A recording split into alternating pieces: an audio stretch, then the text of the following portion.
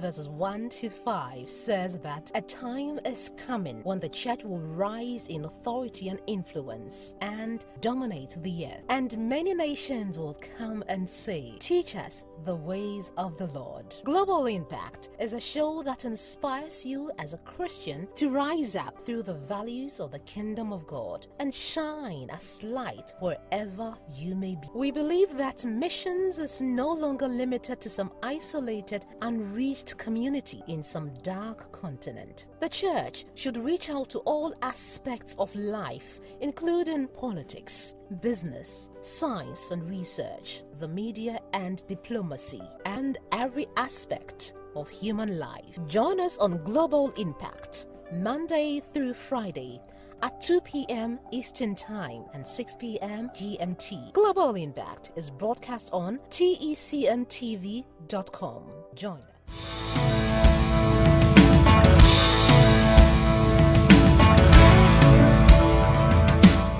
All right, welcome back to the show tonight. Today we're looking at another interesting character that was powerful but also a bit controversial to some, of course, but to many he was really a great hero.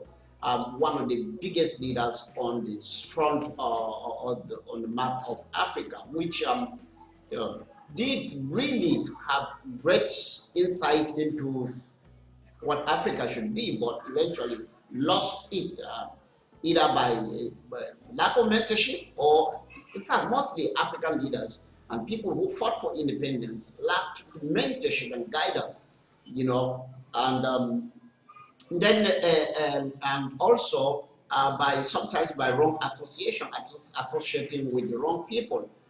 It is rather really unfortunate that Africa really suffered a lot, not because they didn't have the resources or the minds to, but because they lack guidance, they lack, proper grooming for leadership. And most of, in fact, if not all the African leaders who came up post-independence were brought up by the colonial masters, so they couldn't help but think the way the colonial masters say. Either they went the same way with the colonial masters, or they opposed them by completely embracing communism and socialism. And both ways were not the right way.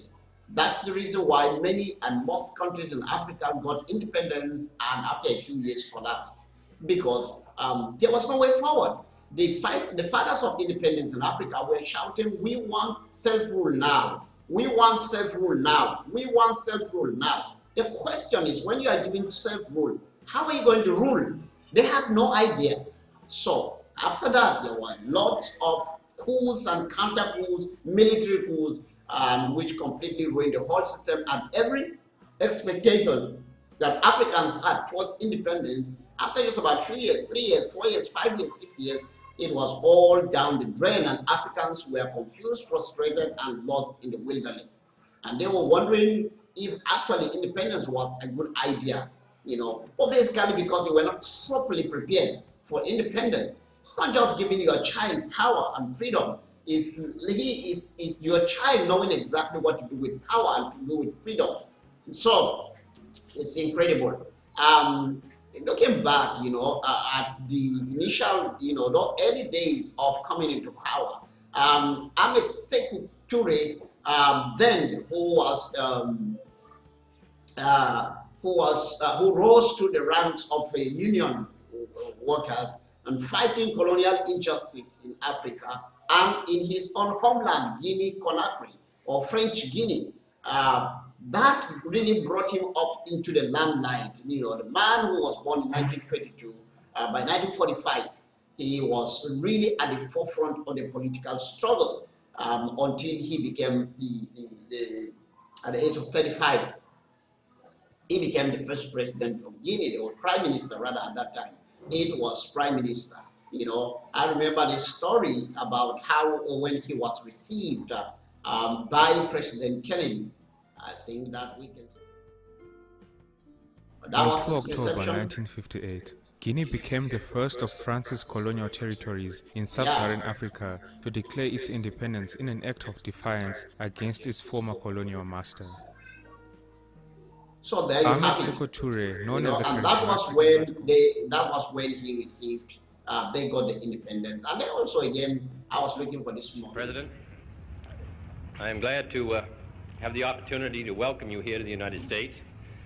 As President, I recall our meeting some years ago in California, and I'm delighted to have this chance to meet with you on this occasion, as I regard the happy relations between the United States and your country as of vital importance to America, and I hope of significance to the people of Guinea.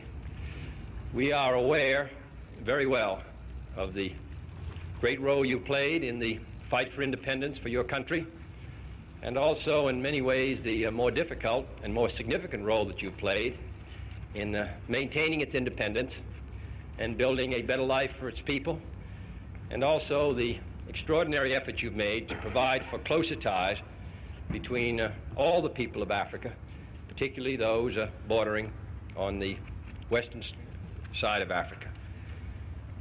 This is a very difficult time for us all, both in Africa and in the Western Hemisphere, and many grave and serious problems press upon us.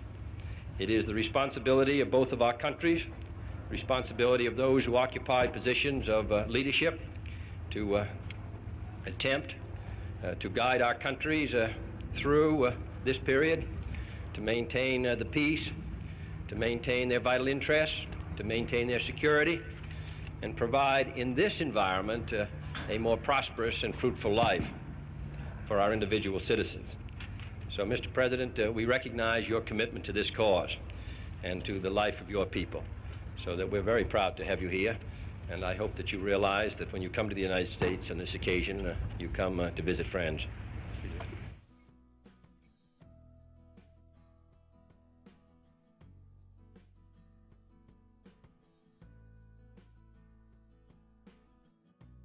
Wow, so incredible images there right back in the United States.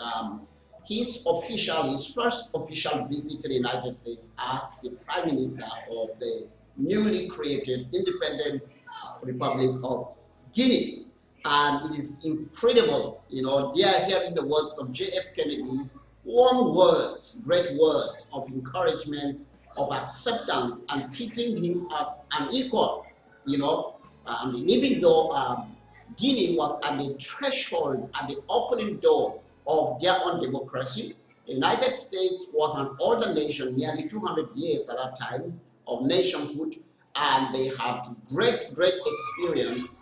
And I would have loved if Ahmed Sékou Touré had sticked closer to the United States rather than to France or to any other, to Cuba, of all places. Of course, the African socialist mentality felt that Cuba was really appealing to them, although they have no idea about how Fidel Castro and his revolution treated black people as second class and murdered many of them. Yet, Africans kept lining up to go to Cuba instead of aligning themselves with stronger nations that have been established. They built their democratic credentials like the United States or Europe.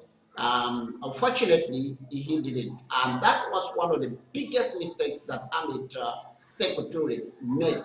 Otherwise, Guinea would have been really standing tall and established. The young man, Ahmed Sékou Touré, was a very strong man. And all the countries in Africa that were colonized by the French, he is the only one that dared to stand up to France and said, no any other nation, no any other head of state of all the countries. In West Africa, there are about 14 of them. In East Africa, I think there are about 4 or 5 of them. Put them together, that's about 20 countries, right, that were colonized by France. Yet, none of them could stand up to France except Ahmed Sékou Touré. Ahmed Sékou Touré had a great idea about what he really wanted Guinea to be. He wanted an independent nation. In fact, one of his famous quotes was, "It is better to live in poverty and be free than to be rich and a slave." That was such a powerful word, and it sticks with him as one of his legacies, one of the best things that he's ever said, or any political leader in Africa has ever said. It was incredible, and how he stood up to France, how he stood for Guinea, how he declared that Guinea has to be totally independent. What a great man. He started quite well, really well. So today we're going to look a little bit about his biography, his growing through the ranks. We'll also see his involvement in politics and his leadership. Then finally we'll look at the legacy of his life today. How far do people remember him? What are some of the things, legacies that he left behind that we can see and look and say, hey, this is the handwork of Ahmed Sékou Touré. Now, so I would like you to just bear with me. We'll take a short break and we will be back, and straight away we will shoot for the moon. Thank you very much. I'll be right back. Dreams are potential seeds. They need someone to believe in them. They need someone to finance them. And they need someone to embrace them. Partner today with the World Mission Center, Abidjan, the Ivory Coast, and help us win Africa for Christ. Welcome back to the show. And when we talk about Ahmed Sékou Touré, you need to understand that he is from West Africa. He was born and raised in French West African country of Guinea. There are two countries side by side in West Africa. After Liberia, after Sierra Leone, These countries are the countries of Guinea and Guinea. Guinea-Conakry, which is the French Guinea, was colonized by France, while the other Guinea, Guinea-Bissau, was colonized by Portugal. So Guinea-Bissau still speaks Portuguese as the official language and share a lot of culture of the Portuguese, yet Guinea-Conakry was colonized by France and they share certain cultures with the French, even though it's largely strained now, rather reduced, faded, you know. But that's the story. So Guinea-Conakry shares boundary with Cote d'Ivoire, with Guinea-Conakry, with Guinea-Bissau, you know, and Guinea-Bissau shares boundary with Senegal, with Gambia, I believe, and with Guinea-Conakry, then the Atlantic Ocean on the south, you know, and so. The secretary was brought up there and went to school, and from his days in school, and then he began to get enlightened and begin to get interested in politics. You know, it is amazing. All these guys really started young. They started young. So we're going to look at just a video. Again, we're going to look at the video. We have a video here, but we're going to be looking at it. And like I said, we're going to look at his early life. We're going to see his education, political education. We're going to look at also his participation in school politics. Then we're going to look at active political life, which includes his long presidency of about 21 years. And then also we look at the end and what's the legacy in there for them. I tell you, you will also get to see exactly what France is and what France has done to Africa.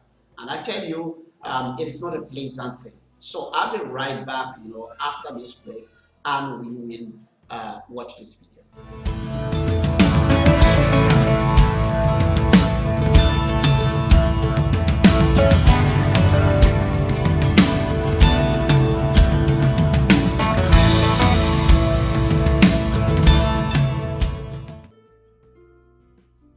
On 2 October 1958, Guinea became the first of France's colonial territories in sub-Saharan Africa to declare its independence in an act of defiance against its former colonial master. Ahmed Sékou Touré, known as a charismatic and radical figure in Africa's post-colonial history, was the leader of the country at the time, and he was the driving force behind this rebellion by the former French colony. However, Guinean Sékou Touré achieved this status of independence against the wishes of its former colonial master, France, and afterwards the nation faced an onslaught of administrative and diplomatic assault by the French, which seemed to have been designed to drive the country to its knees. The French colonial elite in Paris got so furious with Sékou Touré's defiance, such that in an act of fury, the French administration in Guinea destroyed everything in the country that represented what they called the benefits of French colonization. After this whole fiasco, Touré would go on to rule the country of Guinea for 26 years, and his time in power and legacy divides opinions. In this episode of African Biographics, we look at the life and legacy of Ahmed Sékou Touré, Guinea's first president who stood up to the French, and his time in power as the leader of that country. In the early years of the 20th century, the French held most of what would become their colonial territory in West Africa, including present-day Senegal, Mali, Burkina Faso, Benin, Guinea, Ivory Coast, and Niger. But by the close of the Second World War, the colonized people of what was known as French West Africa were making their dissatisfaction with the colonial system heard. French General Charles de Gaulle came to power in France in 1958, and he admitted that the time for colonies had passed and that a substitute system of association was required. This substitute system would come in the form of the proposed French community. Under the appearance of equality, the constitution of the French community restricted the sovereignty of the African states and reaffirmed the preeminence of France. So here is what the administration of Charles de Gaulle was suggesting. They said that any of his territories that wanted independence could take it immediately. Charles de Gaulle promised that France would not oppose it. For those countries that were going to vote for immediate independence, it would be up to France to decide whether to continue to support a newly independent territory, depending upon the latter's degree of cooperation. In reality though, Charles de Gaulle wasn't expecting any form of resistance from any of the colonial territories when the time came to vote in referendums for the adoption of the French Constitution.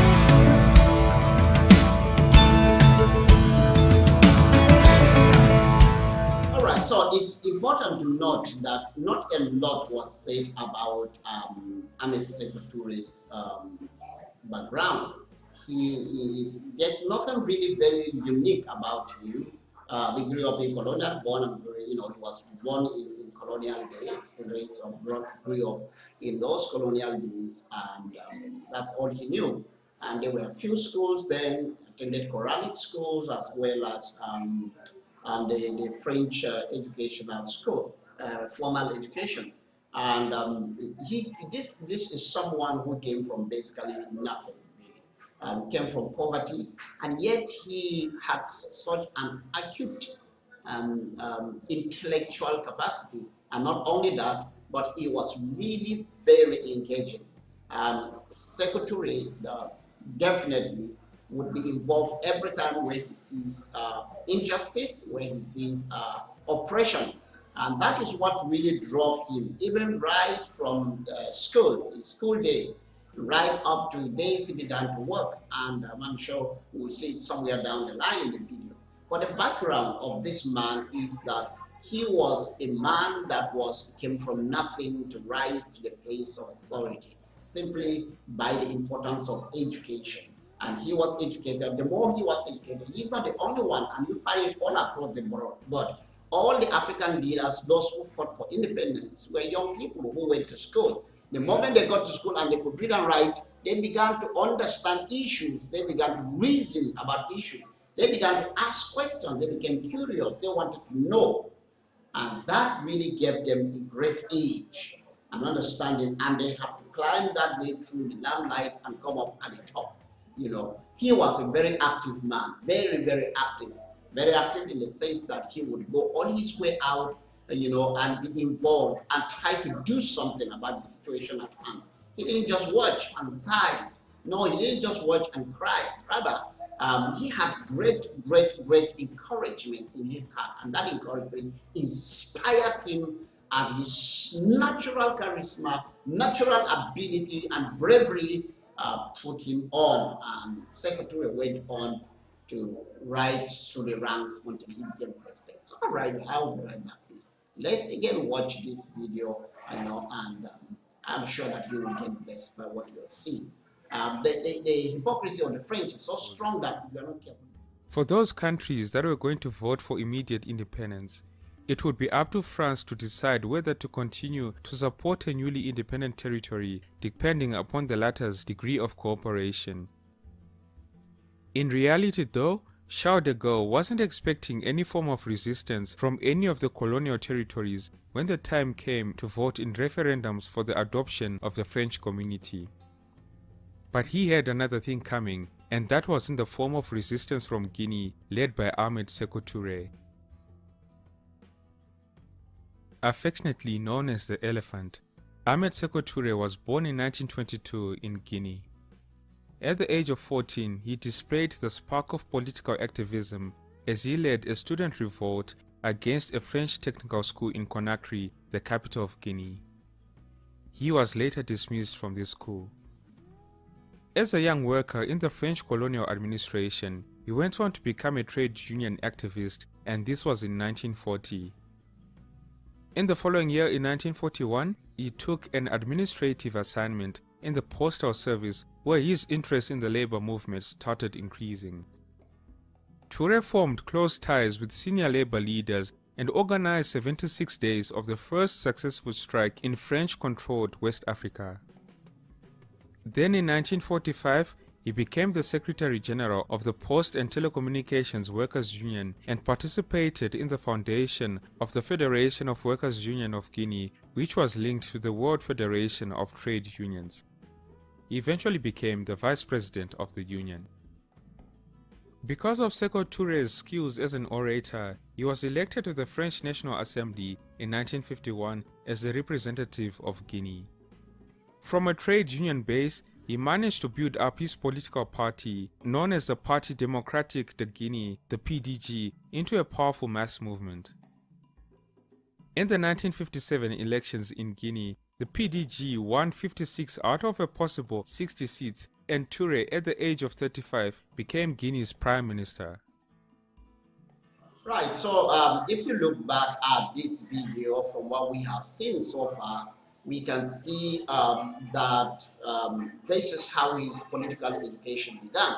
Under the French administration, and again, in almost all the colonial societies, it was really difficult for you to rise through any other way than through the union. The union was a way to express your grievances with poor conditions of service, but not just only that, but it also you express your dissatisfaction with the way the nation was governed. That's the only way you could do it. Sékou Touré was very charismatic. He was very intelligent and expressive. He knew how to express himself and express and defend situations so well that people really easily listen to him. And you can see it is really important for young people to be involved with what's going on. And it's important that people are allowed the freedom to express their thoughts and their disagreements and displeasure with whatever is going on. It's never a good thing to stifle people from speaking out and to express their dissatisfaction with any injustice or any poor governance that is going on. When you do that, you allow people to grow their abilities, to grow their skills. And what's something that we are not seeing it happen in Africa now at all, like it was in those days. Because of that, you kill young people's ability to reason, you kill their ability to think, you kill their abilities to make progress in their lives, simply because you have a particular way that you want them to think.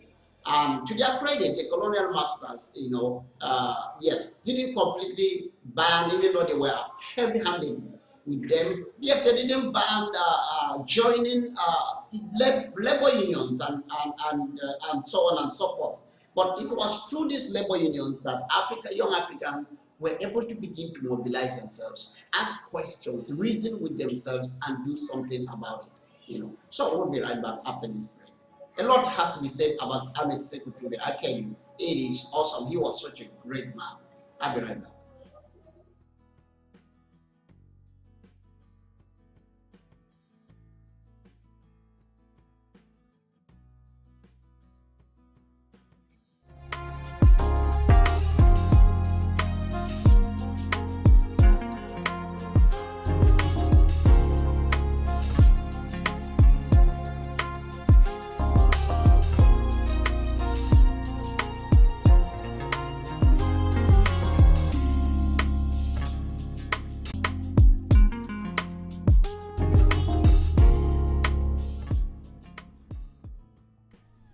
Thank you.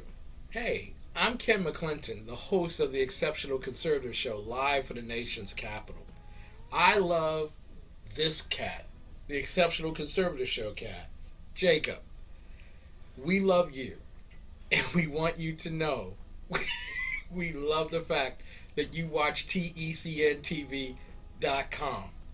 As chairman, founder, and president, we wish you much love and much affection. I love you. I love you.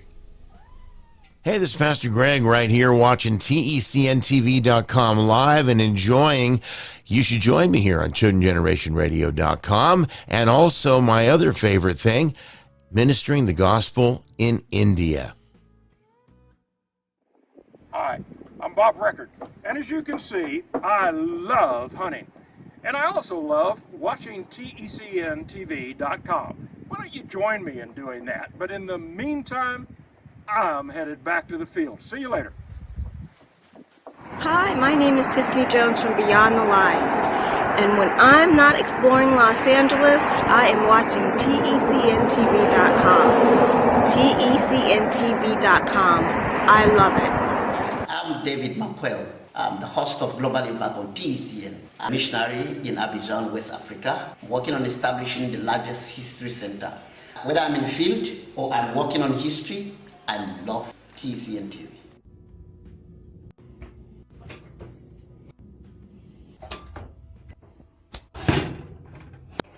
When I'm not making delicious cookies, I'm watching TECNTV.com. Hi, I'm Randy, and I love the golf. And I love TECNTV.com.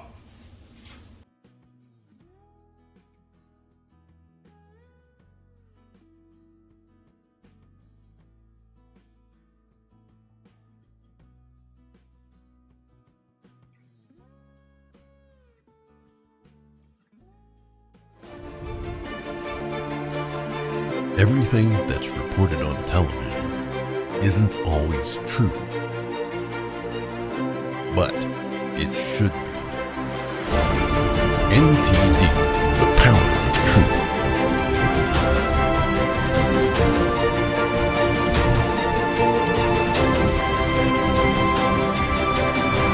Now available 24/7 on television and streaming platforms.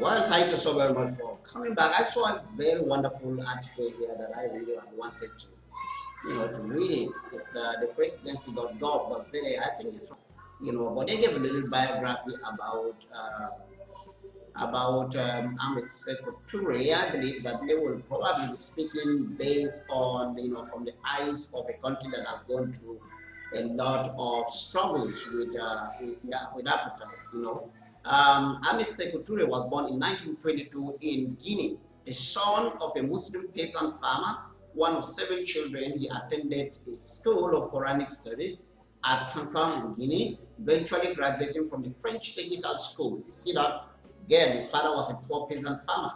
As a young worker in the French colonial administration, the young treasury clerk became a trade union activist.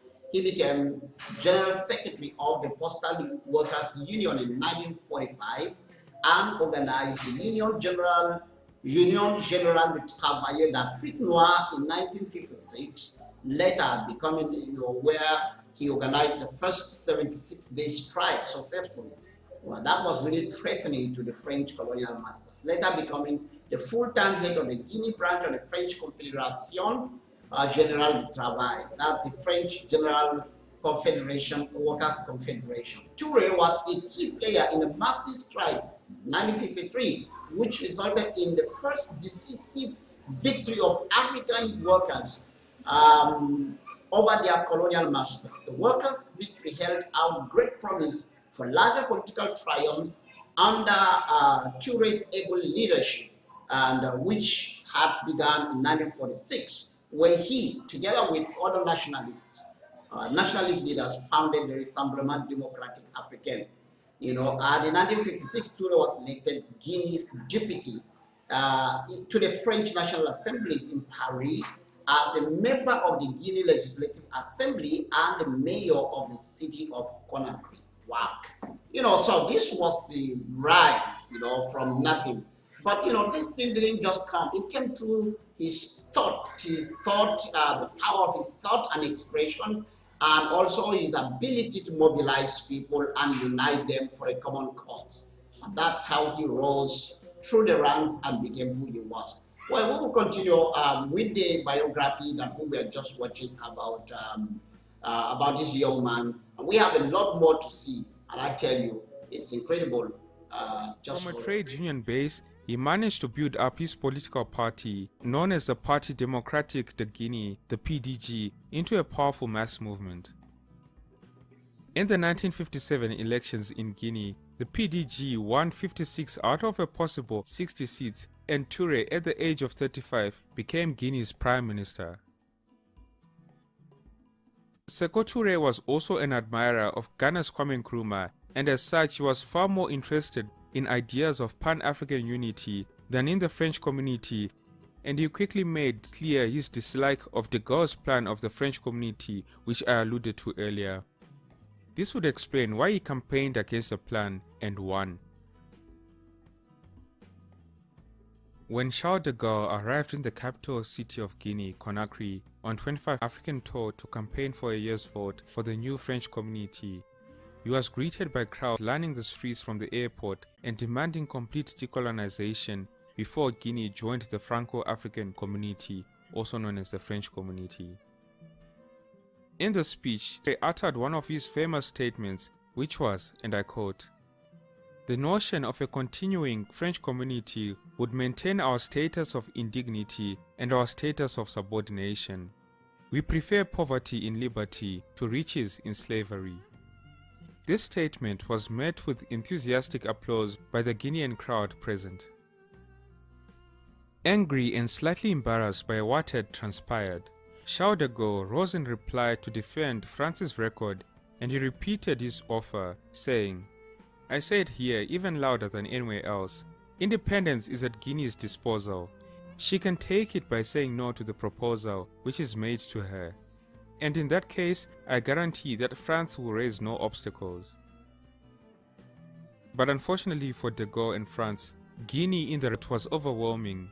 Over 94% of eligible voters had followed the instruction of their local political leaders over the exhortations of their colonial masters.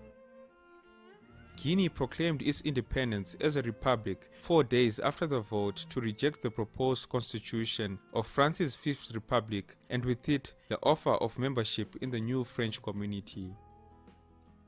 Not a single other territory in French West Africa or French Equatorial Africa registered a no vote, and in most of the territories the margin of victory for France was nearly as high as the magnitude of its loss in Guinea. In the anti-colonial world at large, Sékou Touré was acclaimed a hero. Unfortunately for him and his country, this decision would have severe economic and political consequences for the newly independent nation. When Sékou Touré and Guinea decided in 1956 to get out of the French colonial empire and opted for the country's independence, the French colonial elite in Paris got the Guinean crowd present. Angry and slightly embarrassed by what had transpired, Charles de Gaulle rose in reply to defend France's record, and he repeated his offer, saying, "I say it here even louder than anywhere else. Independence is at Guinea's disposal. She can take it by saying no to the proposal which is made to her. And in that case, I guarantee that France will raise no obstacles." But unfortunately for de Gaulle and France, Guinea in the referendum voted no. Guinea's no vote was overwhelming. Over 94% of eligible voters had followed the instruction of their local political leaders over the exhortations of their colonial masters. Guinea proclaimed its independence as a republic 4 days after the vote to reject the proposed constitution of France's Fifth Republic, and with it the offer of membership in the new French community. Not a single other territory in French West Africa or French Equatorial Africa registered a no vote, and in most of the territories the margin of victory for France was nearly as high as the magnitude of its loss in Guinea. In the anti-colonial world at large, Sékou Touré was acclaimed a hero. Unfortunately for him and his country, this decision would have severe economic and political consequences for the newly independent nation. Absolutely, this is incredible. Actually, this was really the first massive victory, and also the biggest disappointment and failure that the French faced in Africa. And for a proud Charles de Gaulle, who was the star of the French, for him to receive such a slap in the face in Guinea. You know, he actually trusted that all the countries will just line up behind France. He wanted a system where he would maintain the French colonies not as colonies, but in name only as independent. However, they will largely depend on France, and France will largely decide whatever happens in each country. And that's exactly what's happening even right now in all the African countries, French colonies. It's still the same. The French totally, even-handedly controls whatever is going on in all these countries. But Guinea freed itself indeed, and that was really a noble thing that Anet Sekou Touré did by rejecting the offer of the French and also being able to mobilize that kind of loyalty was truly an embarrassment to Charles de Gaulle, but it was also a shock for them because they could have never imagined that the people of Guinea will trust their own brother, Anet Sekou Touré, put him above the great Charles de Gaulle. It's incredible. So let's just watch and see. When Sekou Touré and Guinea decided in 1956 to get out of the French colonial empire and opted for the country's independence, the French colonial elite in Paris got so angry. Charles de Gaulle's reaction to Guinea's no vote was swift and vindictive. All French aid was terminated. French civil servants and army units, including army doctors largely responsible for providing health services to the civilian population in Guinea, were immediately withdrawn. In a mass exodus, some 3,000 French administrators, teachers, engineers, technicians and businessmen left the country. They took with them any French government property they could carry and in an act of sabotage, destroyed what had to be left behind. Government files and records were burnt, offices were stripped of furniture and telephones and even their electric light bulbs. And that was not all. Army doctors took away medical supplies and police officers smashed windows in their barracks. When Sekou Touré moved into the former governor's house, he found that the furniture and pictures had been removed and the crockery smashed. The purpose of this outrageous act was to send a clear message to all other colonies that the consequences for rejecting France would be very high. But well, Guinea was not done. The country went and ditched the CFA franc currency as the official currency, opting for a national Guinean franc in 1959. In an act of retaliation, the French resorted to counterfeiting the Guinean franc to destabilize the Guinean economy. It is alleged that French special forces printed the counterfeits which were distributed across the country. This whole operation left the Guinean economy in a bad state. The idea was to exert as much pressure as possible on the economy, force it to buckle, and depose Sekou Touré. Slowly, fear spread through the African elite, and none after the Guinea events ever found the courage to follow the example of Sekou Touré. Though the other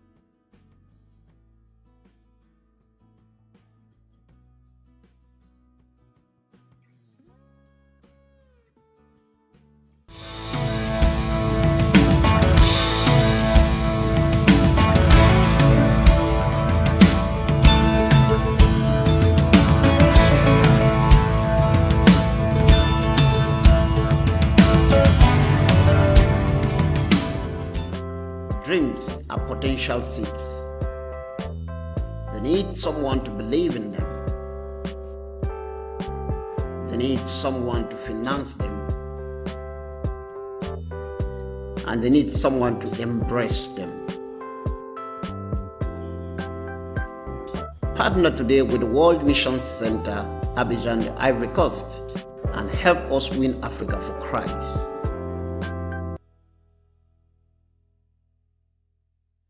Hi, I'm Pastor Greg, host of the Chosen Generation Radio Show, heard on the Truth Broadcasting Network and seen on TECNTV.com Monday through Friday from 10 a.m. to noon Eastern, where I discuss today's most important issues through a biblical constitutional lens.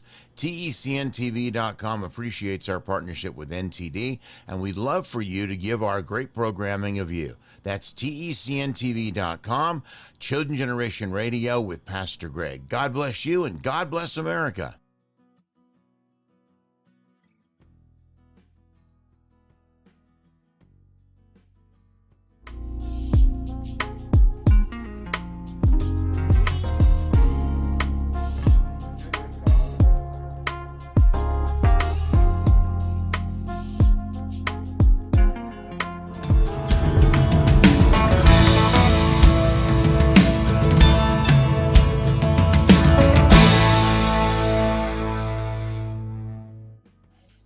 So welcome back to the show. I hope that you are looking at this. You know, there are so many things that we can learn in those early days of Africa. It helps us understand why we are where we are. You know, it is incredibly sad that the French were so vindictive and evil and basically decided to ruin the country. I don't understand how anybody else will ever think that the French have any iota of morality. Today, when they talk about oppression in the world, when they talk about human rights, what they did in Guinea post-independence, forget about even what they did during the colonial days. But the fact that Guineans chose independence and the retribution that they brought upon them, ruining everything, taking away everything, destroying everything that they can't carry, that was very vindictive, that was childish, that was evil, that should actually Guinea, the Republic of Guinea should actually get, they should get compensation from what they did. Are you telling me that the French were in Guinea and they get nothing? They didn't get anything from its wealth, from its endowment, the forests and the natural mineral resources and other things? Are you telling me the French never gained anything? And yet when they were going, they called everything the benefit of colonization and destroyed everything. No one calls the French out. I think they should be called out. I believe legitimately that the French owes Guinea a compensation for what they did. They ruined everything, took away all medical supplies. Can you imagine how many people died because of that? Can you imagine how many people died? All the doctors were withdrawn, all the medications that were in stock were taken away. In other words, say you guys die. After all, you rejected us, you got to die. They took everything, destroyed school buildings and bridges. It's incredible. I have never seen anything this wicked, you know. But they did it. They did it. They destroyed everything. They ruined everything because in their minds, they wanted Guinea to never succeed. Never should Guinea ever succeed. If Guinea succeeds, then that will be a bad thing for them. And also they wanted to put fear in other countries so that other countries will also not take independence. How is nobody calling them out about this? How is everybody just okay with it? And people still cheer France as if they are one powerful nation, some great nation, some leader in morality and human rights. No, they are not. They have blood in their hands.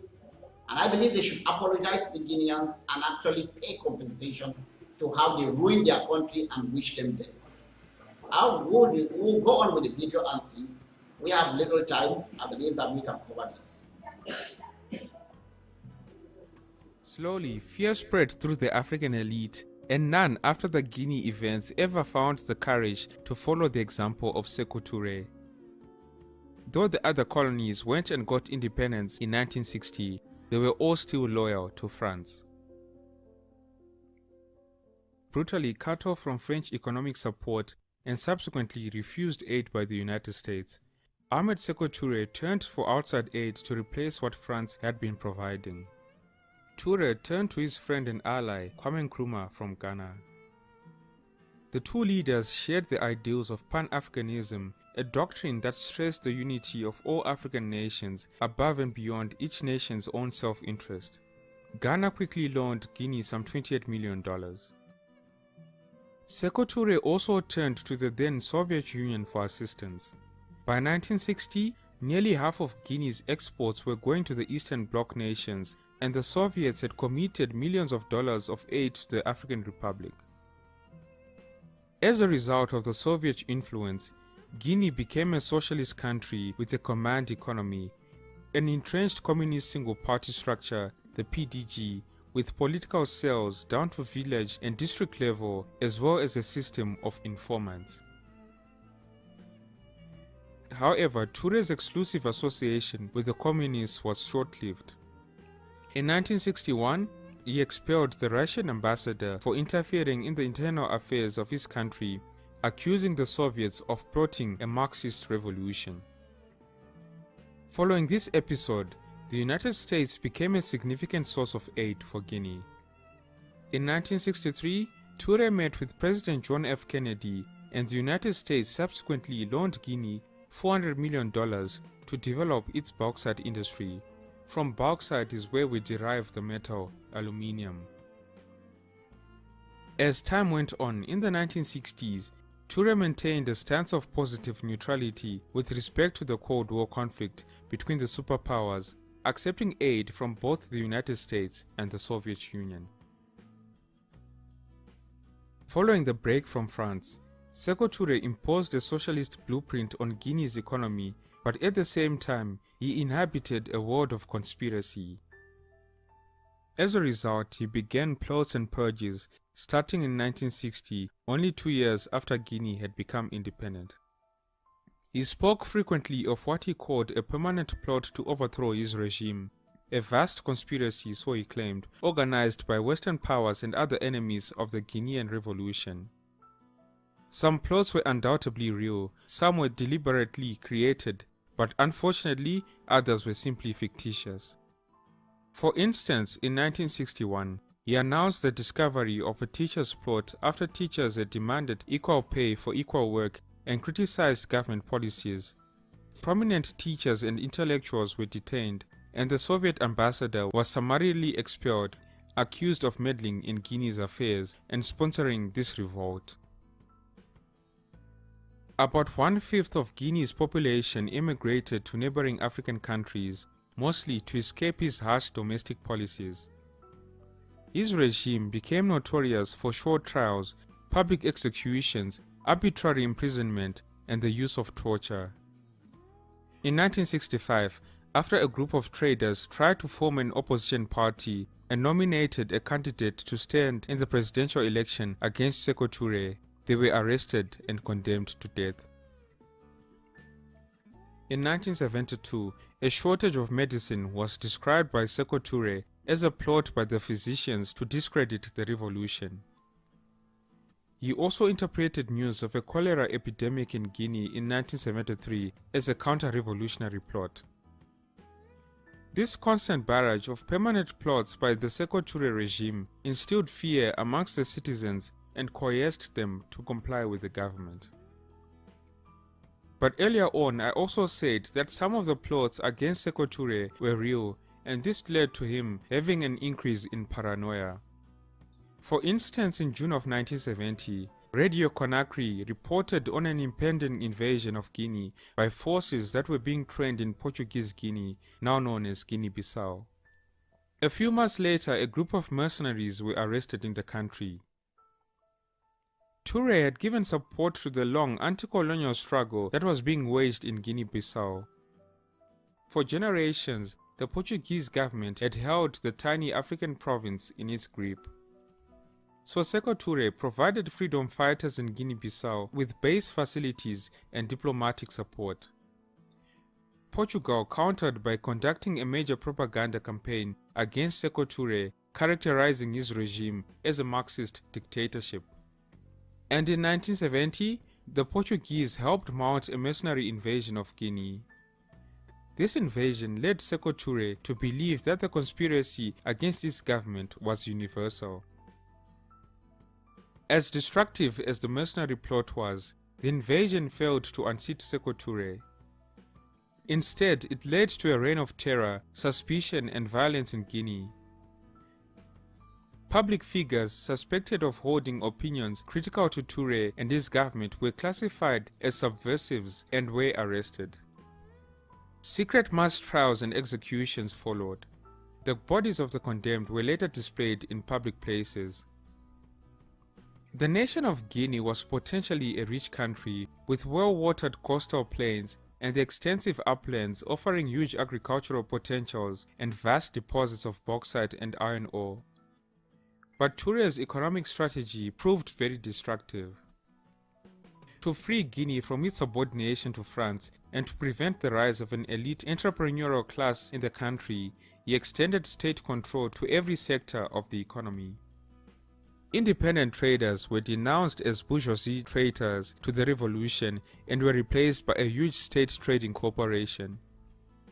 The result was a string of state corporations that were badly managed, heavily in debt, rife with corruption, and crippled by low production. Sékou Touré's policies and other grievances over the shortage of goods and rough treatment dealt by his regime led to protest demonstrations by market women which began in rural centers, then spread to provincial towns, and finally erupted in the capital.